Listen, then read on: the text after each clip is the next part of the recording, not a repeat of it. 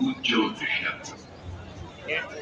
এখানে আছে অজস্র পরিবেশ বিষয়ক বই। পরিবেশ দূষণ যেমন পৃথিবীর বায়ুমণ্ডলের ক্ষতি করছে, তেমনি সাংস্কৃতিক দূষণ ক্ষতি করছে মানুষের মনে। আমরা প্রাকৃতিক এবং সাংস্কৃতিক পরিবেশ রক্ষা করতে